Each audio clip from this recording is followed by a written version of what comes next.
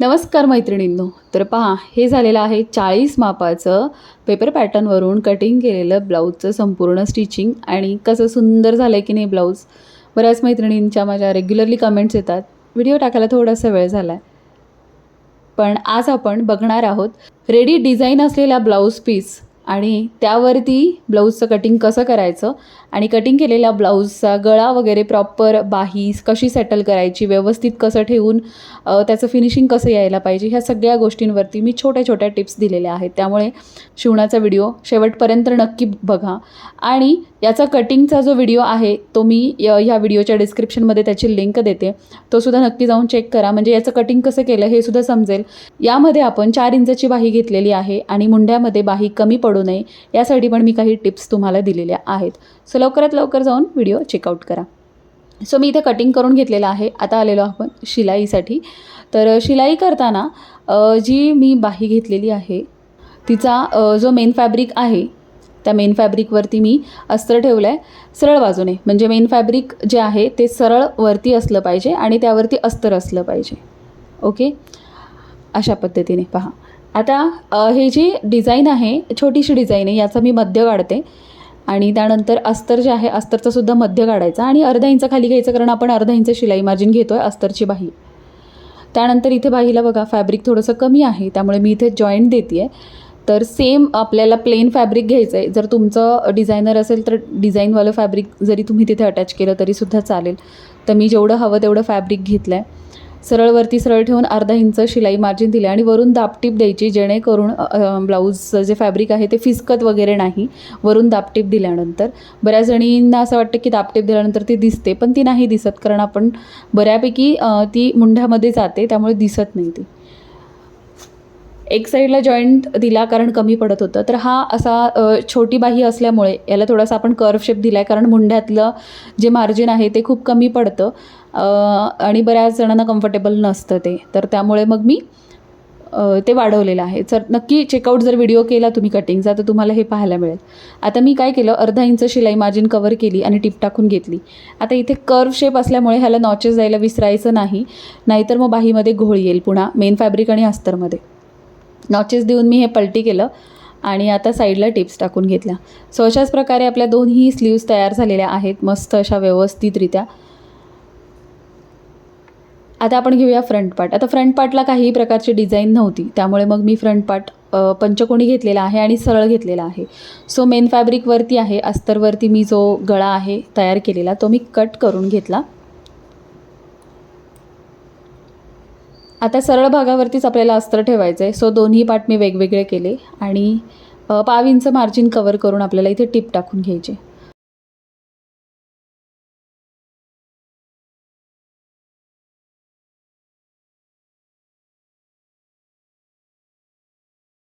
मी tip टाकून घेतली. त्यानंतर त्याला छोटे छोटे नॉचेस द्यायचे. नॉचेस दिल्याने काय होतं की जेव्हा आपण नेक पलटी करतो तेव्हा कुठेही गोळ येत नाही किंवा एकदम सोप्या पद्धतीने तो स्वतःचा शेप घेतो नेक. त्यानंतर ओपन करून त्याला मी दाबटीप दिली आहे आणि आता हा आतमध्ये पलटी केला आहे.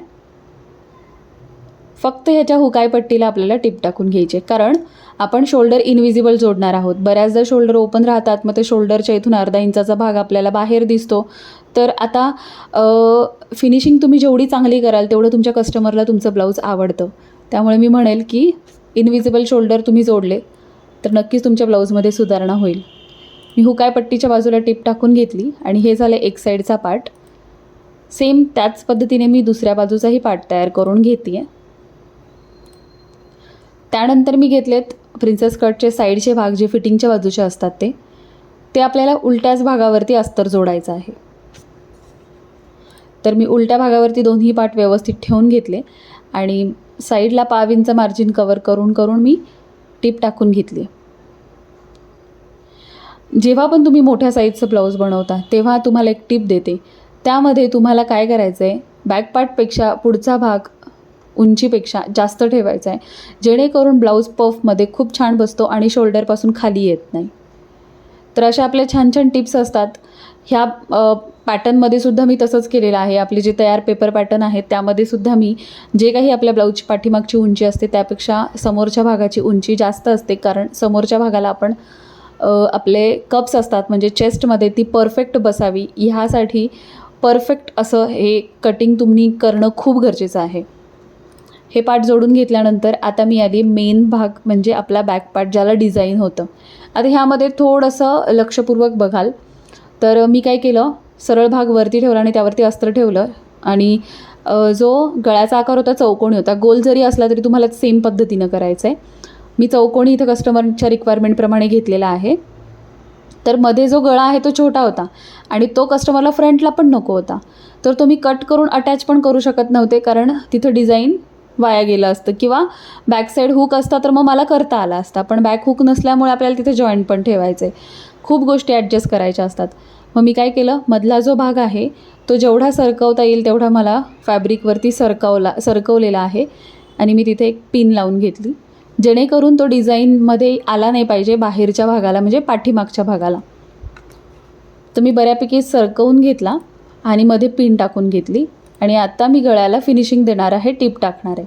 बरं, मध्ये जो आपण जी एक प्लेट टाकलेली आहे गळा सरकवून, ती खालपर्यंत नाही आली पाहिजे, वरच्याच दिशेला राहिली पाहिजे, जेणेकरून खालच्या भागाला घोळ नाही येणार.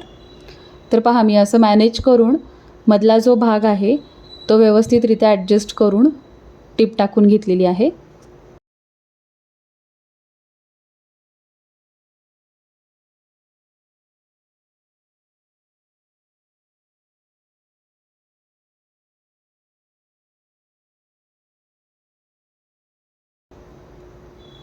आणि 5 इंच टिप कवर केली आहे. आता मधला भाग मी कट केला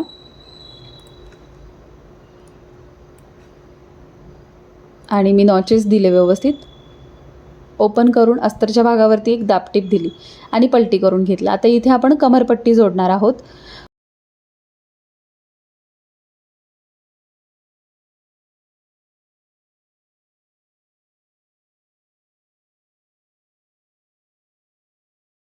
तुम्हाला कमरपट्टी जोडायची असेल तर जोडू शकता, पण मी इथे डायरेक्ट परत पलटी करून टिप टाकून घेतली आणि मधून मी तो पलटी करून घेणार आहे. कारण अशा पद्धतीने जरी केला तरी फिनिशिंग छान येतं आणि कस्टमरचा ब्लाऊज पाठीमागून उचलत नाही.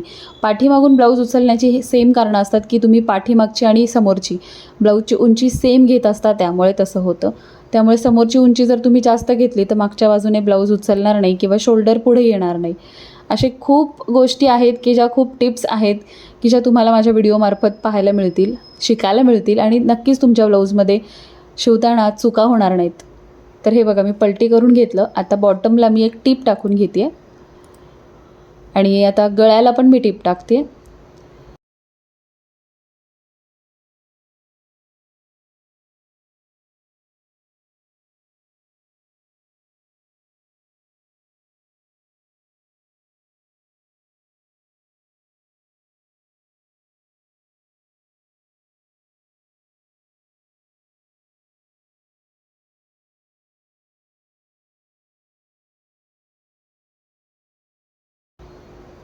गळ्याला एकदम व्यवस्थित टिप टाकली, दाब टिप. मग साईडचे भाग जोडून घ्यायचे आणि एक्स्ट्राचं मार्जिन जे आहे ते कट करून घ्यायचं. तर अशा प्रकारे हे झालेलं आहे बॅक पार्ट आपला. आता डिझाईन आहे तरीसुद्धा टक्स टाकायचे नाही असं होणार नाही. तर मी डिझाईन आहे त्यामध्ये डिझाईन काही जात नाही. जर इन केस तुमचं स्टोन वर्क असेल किंवा सुई तुटण्याचं वर्क जर असेल तर तुम्ही तिथे टक्स नाही घेतला तरीसुद्धा चालतो. फक्त मग टक्सचं जे मार्जिन आहे ते तुम्हाला कमरेतून वजा करायचं. तर मी इथे टक्स घेतलेला आहे आणि आता आपण इथे जोडणार आहोत इनविजिबल शोल्डर. तर इनविजिबल शोल्डर जोडताना पहा, मेन फॅब्रिक समोरासमोर आणि अस्तर आणि मेन फॅब्रिक जे आहे फ्रंट पार्टचं ते मी ओपन केलं आणि त्याच्यामध्ये जी आपल्याला ठेवायची आहे बॅक पार्टची पट्टी आणि मग हे असं उलटून घ्यायचं आणि मग हे साईडचे भाग आपल्याला जोडून घ्यायचे. या बाजूला मी साईडचे भाग जोडले, एक्स्ट्रा भाग कट केला आणि आता इथे किती मी प्रिन्सेस कटचा पार्ट जोडायला. प्रिन्सेस कटचा सुद्धा मी पार्ट जोडून घेतला. तर तुम्ही पाहू शकता बरोबर शिलाई मार्जिन सोडून 10 इंचावरती आणि पुढे 1.5 इंच शिलाई मार्जिन एवढं राहिलेलं आहे आणि परफेक्ट असं हे फ्रंट पार्ट आलेलं आहे.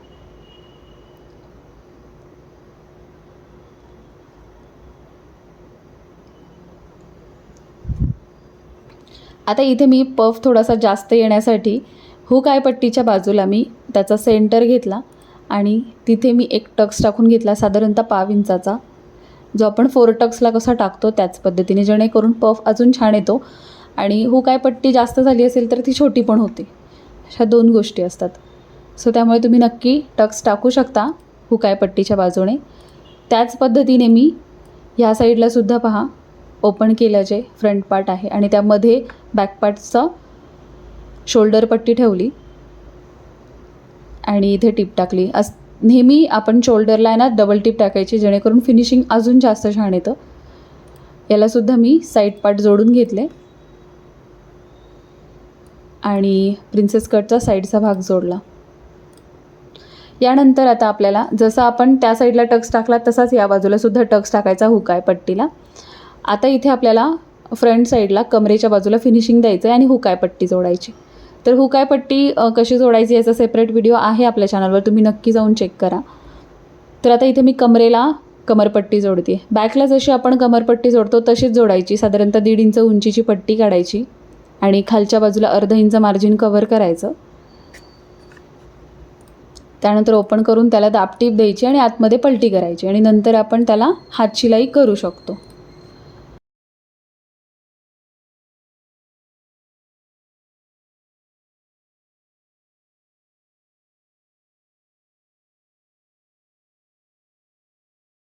सो अशा पद्धतीने आपला फ्रंट पार्टसुद्धा तयार झालेला आहे. आता इथे मी जोडती आहे बाही, स्लीव्ज जोडताना मी इथे नॉच घेतलेला आहे आणि आपल्याला बाही बसती आहे की नाही फ्रंट पार्टला किंवा बॅक पार्टला, पूर्ण स्लीव्जला, ते पुन्हा चेक करून घ्यायचं व्यवस्थित. तर अशा पद्धतीने मी व्यवस्थित चेक केलेलं आहे.